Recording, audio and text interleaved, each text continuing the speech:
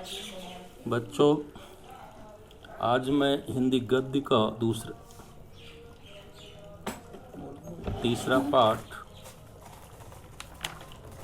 Doctor Hazari Prasad Dwivedi के द्वारा लिखित अशोक के फूल निबंध है। और इस निबंध में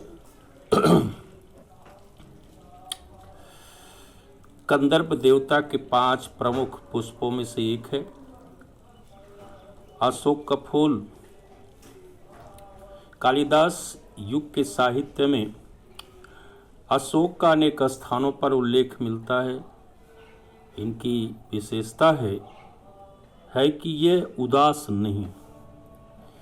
2000 वर्ष पूर्व कालिदास के समय में जब उसे बहुत सम्मान प्राप्त हुआ था, जैसा प्रसन्नचित्त था वैसा आज अनादरित होकर भी है। तो निबंधकार का मत है कि अशोक में परिवर्तन नहीं आया, किंतु मानव वृत्ति अवश्य परिवर्तित हो गई है। प्राचीन साहित्य के ही समान इस वृक्ष की उपेक्षा से निबंधकार अत्यंत चिंतित है और इस समय भारतीय संस्कृति में अशोक के वृक्ष की उपेक्षा के माध्यम से प्राचीन सांस्कृतिक मूल्यों को विस्मरण के प्रति चिंता प्रकट की है। इसके बाद लेखक के द्वारा लिखा गया अशोक का जो फूल है, जो हमारे पाठ्यक्रम में रखा गया है, उसको मैं बताना चाहता हूँ। इस गद्यांश में अशोक के वृक्ष की उपेक्षा के माध्यम से आचार्य हजारी प्रसाद द्विवेदी जी प्राचीन संस्कृत के विस्मरण के प्रति अपनी चिंता प्रस्तुत किया है। जो गद्यांश है उसके विषय में मैं बता रहा हूँ। अशोक में फिर फूल आ गए, इन छोटे छोटे लाल लाल पुष्पों के मनोहर स्तबकों में कैसा मनोहर भाव है। लेखक कहता है कि अशोक में फूल विकसित हो गए हैं और उसमें छोटे छोटे लाल लाल पुष्पों के जो मनोहारी गुच्छों में कैसा मनोहर भाव विकसित हो गया है, मनोहर भाव आच्छादित हो गया है।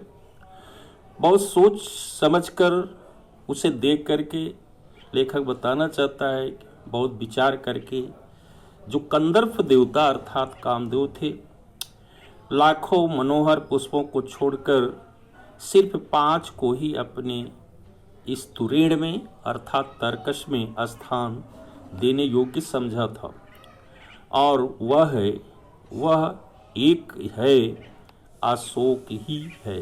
कहने का मतलब अशोक ही है जिसको अपने कामदेव अपने तर्कश में स्थान देने की योग्य समझा था। इसके बाद अगले गद्यांश जो वर्णन किया गया है, गद्यांश लिखा है, लेकिन पुष्पित अशोक को देख करके मन उदास हो जाता है, इसलिए नहीं कि सुंदर वस्तुओं का हतभाग्य समझने में मुझे कोई विशेष रस मिलता है। लेखक बताना चाहता है कि भारतीय संस्कृति में अत्यधिक आदरित माने सम्मानित अशोक के वृक्ष को आज जब मैं पुष्पित देखता हूँ तो उसे देखकर मेरा मन उदास हो जाता है।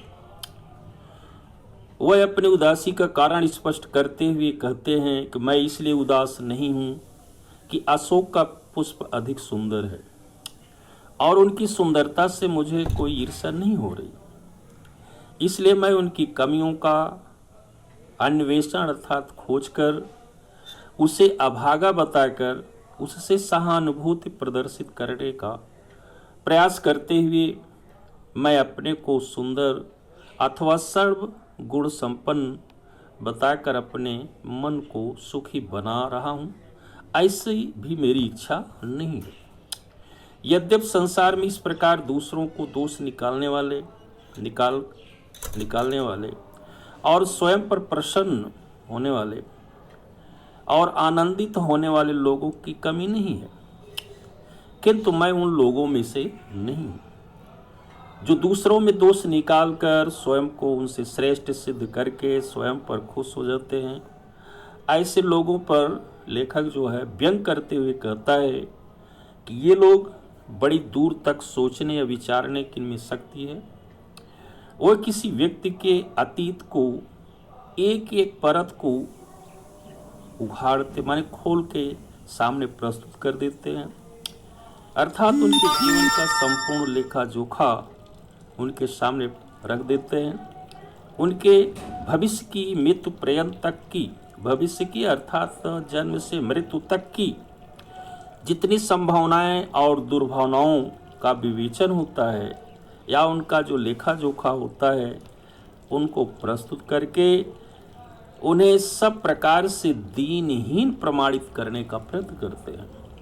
लेकिन मैं इतनी दूर तक नहीं सोचता, क्योंकि मुझे भविष्य में देखने के लिए मुझे मौका ही नहीं, अवकाश ही नहीं, अथवा मैं लोगों के भविष्य में झांकने में स्वयं को असमर्थ पाता हूँ। फिर भी इस फूल को देखकर मैं उदास हो जाता हूँ। मेरी इस उदासी का वास्तविक कारण तो मेरे मन में बसने वाले परम पिता परमात्मा ही जानते हैं, किंतु मैं अपनी उदासी का कारण थोड़ा बहुत अनुमान करके मैं बताना चाहता हूँ।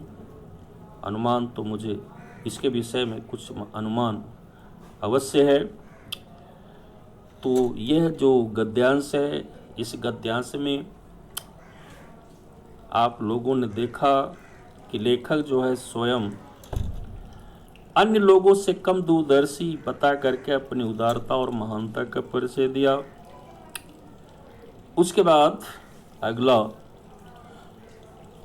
जो गद्यांश है, इस गद्यांश में भारतीय साहित्य और जनजीवन में अशोक के वृक्ष का क्या और कितना निराला महत्व है, उसके विषय में इस पद्य में वर्णन किया गया है।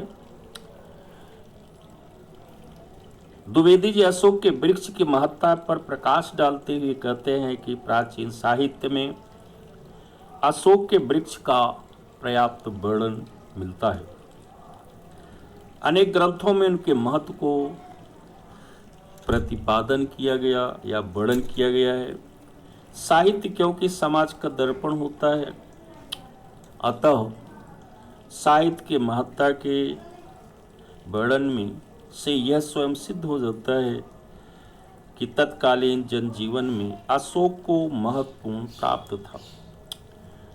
उसके बाद के साहित्य में अशोक के वृक्ष का जो उल्लेख प्रायः नहीं मिलता है। इससे यह स्पष्ट हो जाता है कि बाद में जनजीवन में अशोक का कोई महत्व नहीं रह गया था। साहित्य और जनजीवन दोनों में इस प्रकार से अशोक का प्रवेश करना और फिर अचानक उससे एकाएक समाप्त हो जाना या बाहर निकल जाना, यह लेखक को ठीक वैसा ही इसमें प्रतीत होता है कि जिस प्रकार से नाटक में कोई पात्र अचानक रंगमंच पर प्रस्तुत होता है, फिर अचानक ही वो नाटक से बाहर हो जाता है। तो कालिदास के समय या कालिदास कालीन जो साहित्य में अशोक का प्रचुरता से वर्णन मिलता है। लेखक का मानना है कि यह कहना तो कठिन है कि उससे पहले भारतवर्ष में अशोक का नाम कोई नहीं जानता था। यह भी कहना कठिन है, किंतु इतना निश्चित है कि उसका महत्व जनजीवन में कम था, नगण्य ही था। कालिदास ने अपने काव्य ग्रंथों में अशोक की जैसी मोहक छटा और कोमलता का उल्लेख किया है, वैसा वर्णन इससे पहले साहित्य में कहीं नहीं मिला। इससे पहले यदि कहीं इसका उल्लेख मिलता है तो केवल नाम मात्र के लिए ही। भारतीय साहित्य में अशोक का वर्णन इतना मोहक और आकर्षक है कि जितना मोहक और आकर्षक दृश्य किसी नई नवेली दुल्हन के प्रथम गृह प्रवेश का होता है, जिस प्रकार से नई नवेली दुल्हन का घर में प्रथम आगमन अत्यंत गरिमापूर्ण, पवित्र, निश्चल और नवयौवन की कोमलता के साथ है, वैसा ही गरिमापूर्ण, पवित्र और सुकोमल वर्णन करके कालिदास ने अशोक का भारतीय साहित्य में प्रवेश कराया था।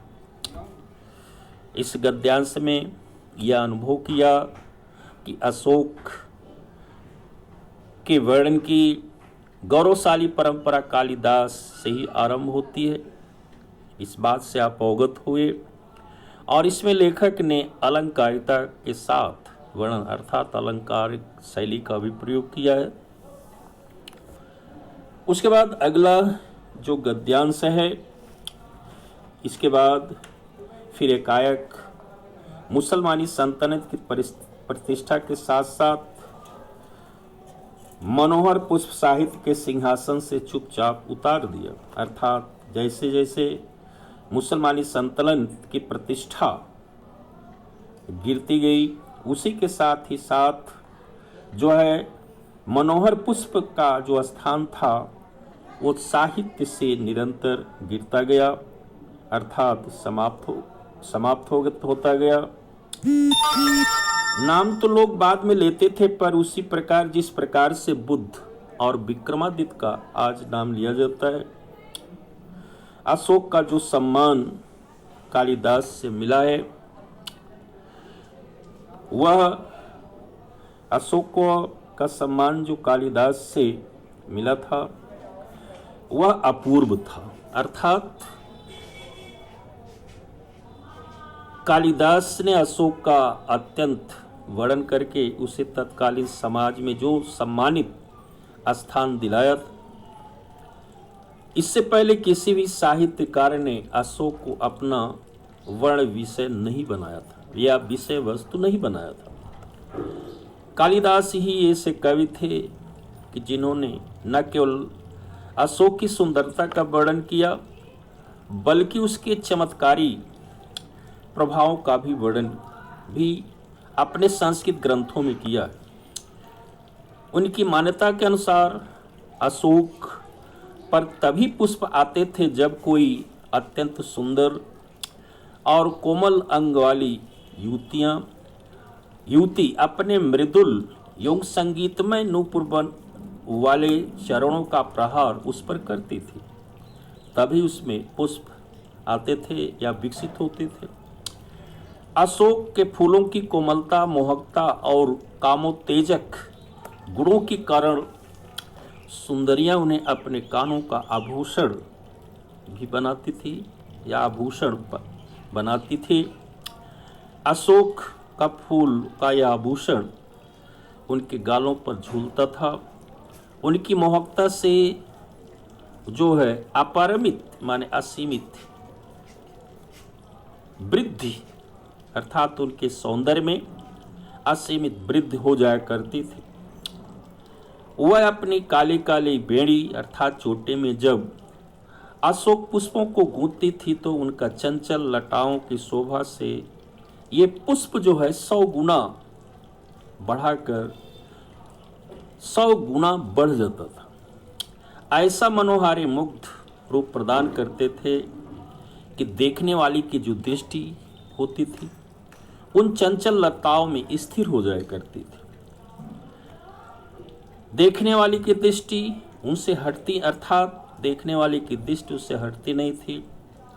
अशोक के कामोत्तेजक गुणों के कारण ही भगवान शंकर भी का हृदय जो था उसके प्रति क्रोध से भर गया था, और इसी कारण से जो वियोगी भगवान रामचंद्र जी थे भी उनकी पुष्पित लता को देख करके अपनी प्रिया को समझ करके, अपनी प्रिया का मुख समझ करके उन्हें आलिंगन करने के लिए उद्धत हो गए थे, अर्थात तत्पर हो गए थे। यह काम का देवता अर्थात जिसे हम मनोज के नाम से जानते हैं, यह एक संकेत में उसके ऊर्ध्व भाग अर्थात कंधे के ऊपरी भाग पर इतना कामुक बना देता था, जिसे देखकर ऐसा लगता था कि मानो व्यक्ति के कंधों से साक्षात अशोक का वृक्ष ही फूट पड़ा है। ये जो अर्थ है इस गद्यांश में बताया गया, और इसमें इस बात का भी आभास हुआ होगा कि कालिदास ने प्राय अपने सभी ग्रंथों में अशोक का अतिशय युक्त वर्णन किया है। अशोक का वर्णन इससे पहले साहित्य में नहीं हुआ। ये दोनों बातें जो हैं आपको इस गद्यांश में मालूम हुआ, और उसके अतिरिक्त ये भी आपको ज्ञात हुआ कि अशोक पुष्पों की कामोत्तेजक विशेषता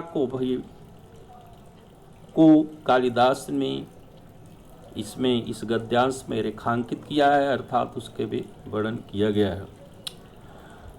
उसके बाद अंतिम क्या, उसका जो अगला छोटा सा गद्यांश है, मेरा मन उमड़, अर्थात इस गद्यांश में कालिदास के बाद के जो काव्य थे उसमें अशोक के गायब होने पर अपना दुख प्रकट किया है। कहने का मतलब अशोक का महत्व, जैसे जैसे अशोक के पुष्प का महत्व कालिदास के बाद के काव्यों में नहीं मिला,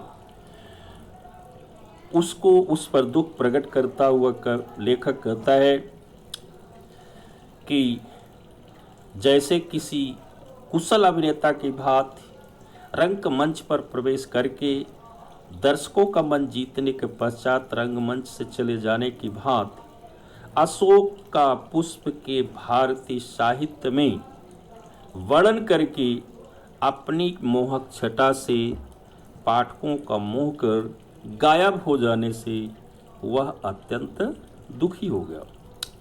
इसलिए उसका मन आज से हजारों वर्ष के उस भारतीय साहित्य में पर न्यौछावर करना चाहता है, बलिदान करना चाहता है, जिसमें अशोक के पुष्प का मोहक वर्णन की रसिकता विद्यमान थी।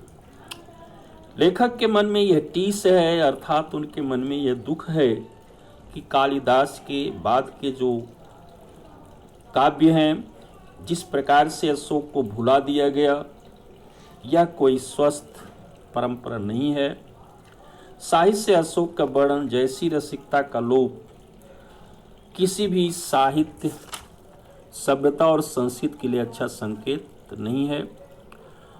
अशोक जैसे साहित्य, रसिकता और सौंदर्य का उपकरण भुलाए जाने की वस्तु नहीं है, और इसीलिए लेखक इस प्रकार भुलाए जाने पर वह अपने मन की क्षोभ अर्थात दुख को व्यक्त करता है, और कहने लगता है कि कवियों के हृदय में लगता है कि उनकी कोमल जो भावनाएं हैं वो कहीं लुप्त हो गई हैं, या उनकी कविता इस प्रकार रूखी हो गई हैं, उसकी रसिकता इस प्रकार से सोई नहीं न तो सो नहीं गई है। लेखक इस बात को अपने मन में बड़ा ही अत्यंत कष्ट का अनुभव करने लगता है, और साहित्य में अशोक की उपेक्षा इसलिए की गई कि साहित्यिक जो पाठ्यक्रम में रसिकता मर गई थी, जो कि अशोक की सुकुमारता से कहीं अरुचि उत्पन्न हो गई होगी। ऐसा लेखक जो है अपने मन में अनुमान लगाने लगा कि ऐसी भी भावनाएं लोगों के अंदर नहीं आई। इसके लिए केवल कवि वर्ग को ही उत्तरदायी मानता है। उसकी दृष्टि में उनका यह कृत्य क्षम्य नहीं है, और इन कवियों लेखकों में एक और अक्षम्य कृत्य करके जले पर नमक छिड़कने का कार्य किया। उन्होंने यहाँ तक कहा कि यह मात्र एक लहरदार पत्ते वाले उस वृक्ष को अशोक के नाम से प्रतिष्ठित कर दिया, अर्थात अशोक का नाम रख दिया। जिस पर फूल ही नहीं आते, लेखक कह रहा है ये बातें जो है उसके लिए जले पर नमक छिड़कने जैसी बात हुई। एक तरफ उसकी महत्ता या धीरे धीरे समाप्त करने लगा और उस अशोक के वृक्ष के स्थान पर अशोक को एकमात्र लहरदार पत्ते वाला अशोक के नाम से प्रतिष्ठित कर था, तो उसे नामांकित कर दिया और ऐसा बता दिया कि वह जो है इस पर फूल ही नहीं आते। तो उन्होंने अशोक का वर्णन अपने साहित्यिक कृतियों में नहीं किया। इससे लेखक का मन उतनी पीड़ा नहीं हुई जितनी पीड़ा अशोक के नाम से किसी अन्य वृक्ष को प्रतिष्ठित करने से हुई या अशोक का नाम अन्य वृक्ष को नामांकित करने से हुई थी। इस गद्यांश में लेखक ने जिस वृक्ष को अशोक के नाम से जाना जाता है और कालिदास के साहित्य में वर्णन अशोक का वृक्ष उससे अलग वृक्ष है। इससे यह अनुभव हो गया कि कालिदास के साहित्य में जिस अशोक का वृक्ष का वर्णन किया गया था उससे अलग यह अशोक का वृक्ष है।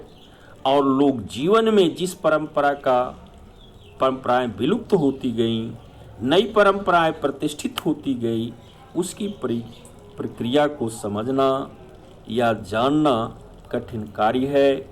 इस सत्य को अशोक के रूप में किसी निफूले माने बिना फूल का वृक्ष को जो प्रतिष्ठित किए जाने के माध्यम से इस गद्यांश में प्रकट किया गया। अब इसके बाद थोड़ा सा आगे हटाना है। इन्हीं गद्यांशों के आधार पर कुछ प्रश्न आपको गृह कार्य के लिए दिया जा रहा है। जो ये प्रश्न हैं, प्रमुख प्रश्न जो प्रायः जो पूछे जाते हैं और जो गद्यांश है उनको मैंने रेखांकित भी किया है। पहला प्रश्न है गद्यांश के पाठ और लेखक का नाम लिखिए। दूसरा प्रश्न है किसे देखकर लेखक का मन उदास हो जाता है। तीसरा प्रश्न है लेखक के मन के उदास होने के कारण को कौन जानते होंगे। उसके बाद जो महत्वपूर्ण गद्यांश है मेरा मन से लेकर अपमान करे तक का है। उसके आधार पर लेखक अपना दुख व्यक्त करते हुए कवियों के बारे में क्या कहता है। और उसी गद्यांश पर दूसरा प्रश्न है लेखक किस बात को नहीं मान सकता। और उसी गद्यांश पर तीसरा है कवियों और लेखकों ने जले पर नमक छिड़कने का कौन सा कार्य किया है। उसके बाद जो तीसरा गद्यांश महत्वपूर्ण है भारतीय साहित्य से लेकर सुकुमारता तक है। इस पर दो प्रश्न अत्यंत महत्वपूर्ण हैं। इसमें पहला है अशोक का पुष्प कालिदास के काव्य में किस भांति शोभा पाता है। इस पर दूसरा प्रश्न है महत्वपूर्ण प्रश्न है लेखक ने किसे विचित्र नाटकीय व्यापार बताया है। ये प्रश्न जो हैं पढ़ाए गए इन्हीं गद्यांशों के ही आधार पर आधारित है। इन प्रश्नों का उत्तर आपको बड़ी ही सरलता से इस गद्यांश से मिलेंगे और इन प्रश्नों का उत्तर अवश्य अपनी अभ्यास पुस्तिका पर लिखें। आज मैं इन्हीं विषय के साथ मैं अपनी बात को समाप्त करता हूं और शेष जो गद्यांश है अगले दिन पढ़ाया जाएगा। ज़्यादा हो गया।